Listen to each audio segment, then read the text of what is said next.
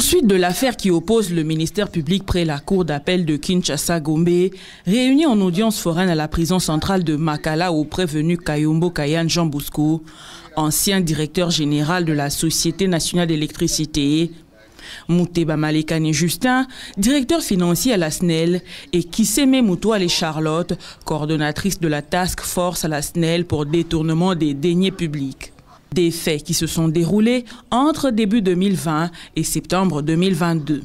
Selon le ministère public, les trois prévenus auraient détourné la somme de 7 753 532 $ américains, représentant le coût total d'achat de compteurs après paiement. 207 018 $ destinés à l'achat des huiles moteurs déclarées impropres, 15 millions de rands destinés à l'achat des ambulances et 1 474 962 $ représentant le coût de l'assurance maladie et couverture des soins médicaux des administratifs, mandataires actifs et autres dépendants. L'ancien directeur général, le prévenu Kayombo Kayan Jean Bosco, aurait en raison de ses fonctions influencé l'attribution de plusieurs marchés. À l'audience précédente, la Cour avait procédé à la lecture de tous les procès-verbaux et entendu Fabrice Lucinde, actuel DG de la SNEL, comme témoin. À l'audience du jour, la Cour appelle à la barre Alingué Tekei Jules, inspecteur général et chef de service de l'inspection générale des finances, pour son rapport de la descente effectuée à la SNEL. Le témoin parle de 2 interventions auprès de la SNEL. La première était une mission d'encadrement de gestion de la SNEL. La deuxième consistait à examiner la régularité des marchés publics passés par la SNEL, de facturation et de livraison. L'inspecteur général soutient qu'il s'agit d'un rapport préliminaire au motif que l'IGF n'a investigué que 6 dossiers au lieu de 10. Il s'agit des dossiers Connect Africa, Blue Energy, Olive Connect Health Consulting, SNEL Petro Africa, AMK et Trade Power. J'estime qu'il est important tout d'abord de restituer l'intervention de l'inspection générale des finances à la SNEL, pour que nous puissions très bien comprendre ce qui s'est passé. Notre service a eu à faire des interventions à la SNEL. La première intervention remonte du début 2021, qui est une mission d'encadrement de gestion de la SNEL, c'est-à-dire une intervention qui vise à examiner avec les gestionnaires toutes les opérations financières qu'il veut poser, examiner la régularité et en donner un visa. Nous recevons du procureur général près la cour d'appel de Kinshasa-Gombe une réquisition dont le contenu est une réquisition à experts. La réquisition qui demande à des inspecteurs de police judiciaire du parquet de descendre à la SNEL pour examiner la régularité des 10 marchés publics passés par la SNEL. Examiner la régularité de ces marchés, examiner les cas de surfacturation, examiner s'il y a eu livraison ou pas.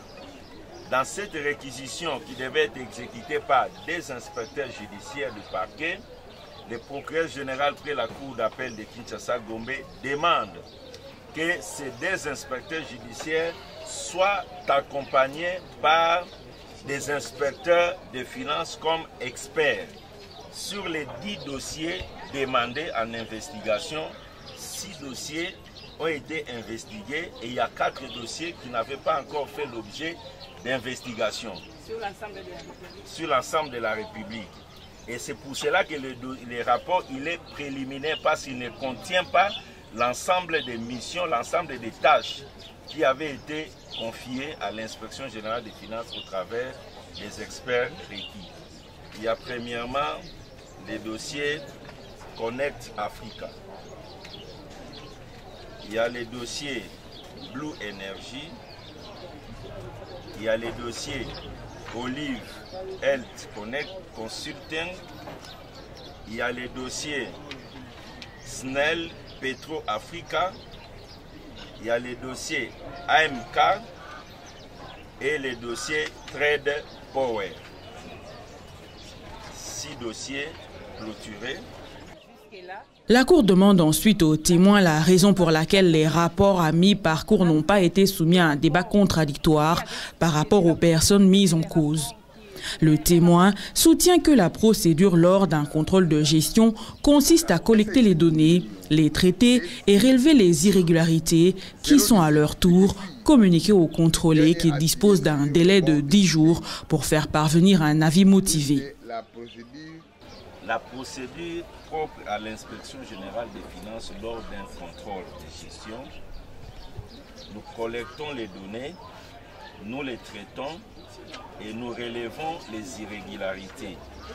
Ces irrégularités sont communiquées aux contrôlés sous forme d'une feuille d'observation provisoire. Les contrôlés disposent ainsi d'un délai de 20 jours pour nous faire parvenir ces avis motivés.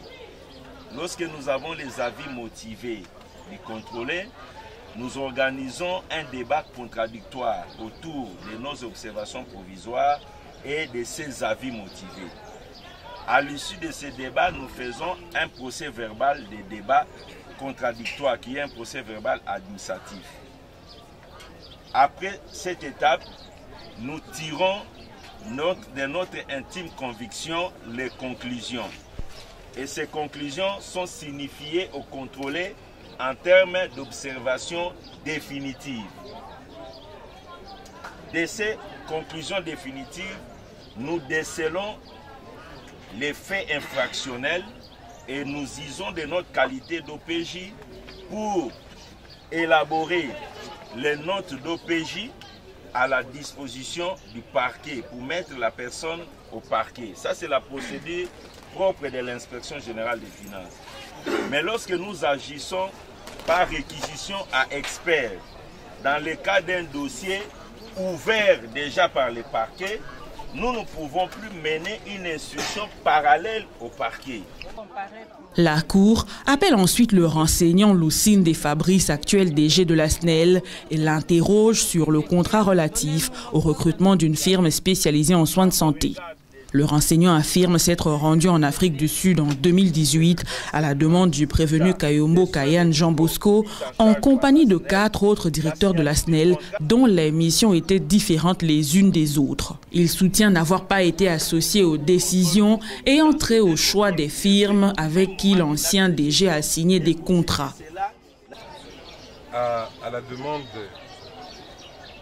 du directeur général Kayombo en 2018, je me suis rendu à Johannesburg avec un ordre de mission.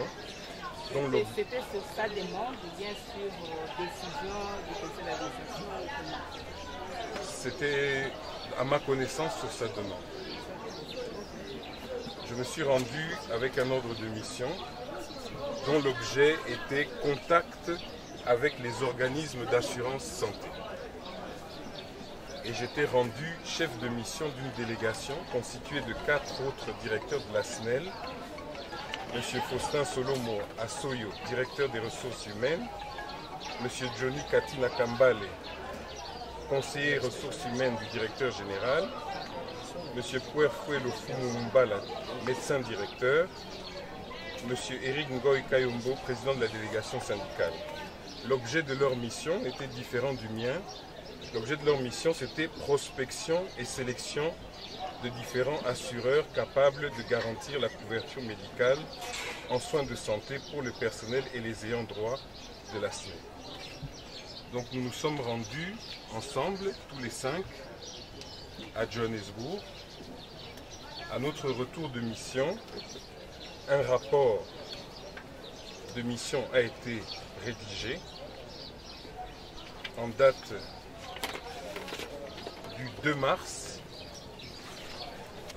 Bon, dans la mesure où je n'ai pas été associé à la signature du contrat, je ne connaissais pas les plans de décaissement associés et sauf erreur, je n'ai pas été concerné par les paiements qui se sont suivis à la suite de la signature du protocole. Comme je l'ai dit tout à l'heure, mon intervention dans ce dossier s'est limitée, je le répète, à conduire une mission de 4 responsables directeurs SNEL du 14 au 22 février 2018 à revenir, à contresigner le rapport de la mission suivant lequel nous avions rencontré 4 firmes. Et puis mon intervention dans ce dossier s'est arrêtée là. À partir du 12 mars, j'ai transmis par note au directeur général le rapport de la mission. Ce qui a été décidé par après par le directeur général sur ce qui devait être fait, je ne suis pas associé à ça. Après avoir entendu le témoin Linguete et le renseignant Lucinde, la Cour renvoie la cause pour plaidoirie.